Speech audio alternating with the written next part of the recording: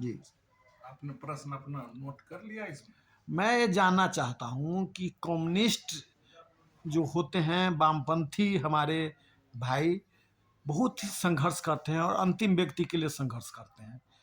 और कई जगह पहले भारत में वामपंथ का बहुत शिखर पर थे और कई राज्यों में उनका, वेस्ट बंगाल जैसे राज्य में, नॉर्थ ईस्ट में और साउथ में उनकी सरकार थी, लेकिन उनकी सरकार सिमट रही है। इसके पीछे क्या कारण है? इस प्रश्न का उत्तर जो है मैं जब दूंगा तो इसे बड़ा ही धैर्य से सुनने की जरूरत है। मैं नहीं बोल रहा हूँ। पहली बात, ज्यों-ज्यों आंदोलन की बहुत गहराइयों में कोई पार्टी जाती है, उसके अंदर वैचारिक द्वंद्व भी उतने ही तेजी से होता है। और कम्युनिस्ट इस वैचारिक द्वंद्व का सबसे ज्यादा शिकार हुआ और कई बार टूटा है। कई समझदारियां इसकी गलत भी साबित हुई है, लेकिन फिर भी कम्युनिस्टों की एक विशेषता है, वो ये है कि गलतियों को कबूल करके जनता के बीच में साफ कहता है कि मैंने गलती किया है। दूसरी पार्टियों की हिम्मत नहीं होती है कि गलतियों को जनता के बीच में कबूल करें, और इसी का शिकार हुआ है। वैचारिक अंतर्विरोध के शिकार के कारण कम्युनिस्ट वामपंथी एकता बहुत ही छिन्न भिन्न हुई है, जिसके कारण इसको राजनीतिक सत्ता प्राप्त नहीं हुई है। और जहां राजनीतिक सत्ता प्राप्त हुई है वहां भी इन्होंने गलतियां की। इस गलतियों के कारण वहां से सत्ता में हट गया। अब आप पूछेंगे क्या गलती है, इसको जानना बहुत जरूरी है। 1964 में कम्युनिस्ट पार्टी का विभाजन, 1964 के बाद फिर 1969 में आके दूसरा विभाजन, जो विभाजित कम्युनिस्ट पार्टी सीपीआईएम थी, उसका दो भाग हो गया, एक एमएल हो गया, आईएम हो गया। एक ही दिल के टुकड़े हजार हुए, एक इधर गिरा एक उधर गिरा। तीन ताकतों का अलग अलग होना, तो कम्युनिस्ट आंदोलन के ऊपर तो इसका प्रभाव पड़ेगा ही, नंबर एक। दूसरी बात, चिंतन का प्रभाव उसके पार्टी के कार्यक्रमों पर पड़ा, और वो जब कार्यक्रम लागू किया है तो वो कभी कभी बहुत गलत भी साबित हुआ है, जिसके कारण उसकी सफाया भी हो गई है। तो ये जो विचारधारात्मक अंतर हुआ, और उसको जिन कम्युनिस्टों ने जिस ढंग से लागू किया है, उसका परिणाम भी वो भोगता है। अब मैं एक छोटा उदाहरण देता हूं कि बंगाल से कम्युनिस्ट पार्टी क्यों चला गया, बंगाल से कम्युनिस्ट पार्टी क्यों निर्मूल हो रही थी, हो चुकी है। उसका कारण क्या है? जब 1964 में कम्युनिस्ट पार्टी का विभाजन हुआ तो एक धारा कहता था कांग्रेस, अंध कांग्रेस विरोध में हम जाएंगे, कांग्रेस के नीतियों का हम विरोध करेंगे ही।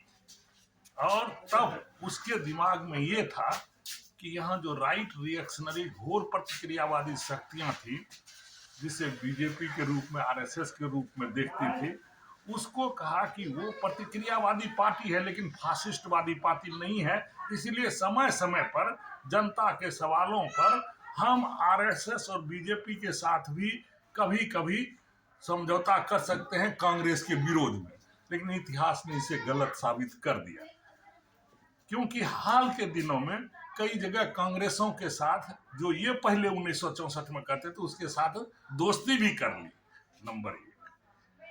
दूसरी जो आपको ले जा रहा हूं कि जब पिछली बार सीपीएम की सरकार थी कहां, बंगाल में, तो उनका एक नारा था।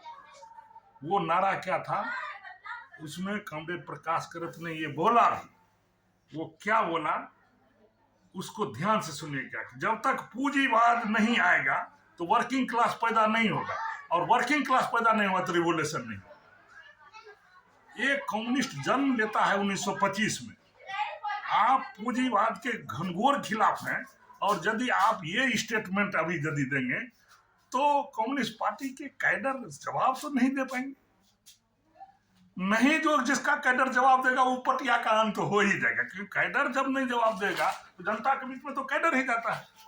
दूसरा, उन्होंने कहा कि नव उदारवादी नीतियों को हमें देखना चाहिए। यदि वो रोजगार का अवसर पैदा करती हैं तो हमें नव उदारवादी नीतियां भी लागू करने में दिक्कत नहीं महसूस करना चाहिए। और इसी के आधार पर उन्होंने दो ऐसे लोगों को ले आया, सिंगूर और नंदीग्राम, आप नाम सुने होंगे। सिंगूर और नंदीग्राम में साउथ कोरियन कंपनी और टाटा की कंपनी को लाके जमीन दे दिया।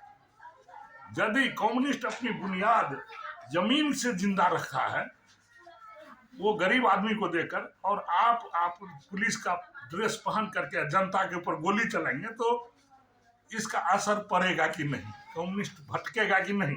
कम्युनिस्ट आंदोलन क्यों रहना चाहिए? नहीं रहे, इससे बढ़िया नहीं रहे। जनता के खिलाफ यदि कम्युनिस्ट जाए तो इसे रहने का अधिकार नहीं है, चाहे वो सोवियत यूनियन ही क्यों नहीं जाए। सोवियत यूनियन का हर कम्युनिस्ट इतना सुविधा लेना शुरू कर दिया कि खुद अपने आप में एक क्लास बन गया, और जिसके कारण लोगों ने कहा कि अरे तुम तो एक क्लास खुद ही बन गए, तुम क्लास लेस सोसाइटी क्या बनाओगे? और वो गिरा। तो कम्युनिस्ट की गलतियां जो होगी तो जनता उसे माफ नहीं करेगी, लेकिन कम्युनिस्ट एक ऐसा चीज होता है कि अपनी गलतियों को कबूल करते हुए उसे यदि ठीक करे तो भविष्य उसका हो सकता है।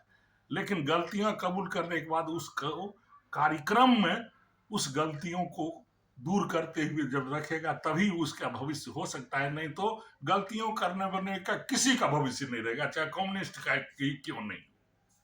लेकिन कम्युनिस्ट अपनी उस विशेषताओं के साथ रहे कि हम गलतियां कबूल करके और जनता के सामने हाथ जोड़ के कहें कि हमसे ये गलतियां हुई है, जो दूसरी पार्टियों में ये ताकत नहीं है। वो दुस्साहस कर नहीं सकता है, गलतियां कबूल नहीं कर सकती है। वो 1000 गलतियां करेगी लेकिन वो गलतियां कबूल नहीं, ये कोई बहुत बड़ी पार्टियां ही कर सकती हैं कि गलती जनता के सामने कबूल की है। ये कम्युनिस्टों ने किया है, और यदि और भी करेगा तो इसका भविष्य है, नहीं तो कम्युनिस्ट का भविष्य नहीं है।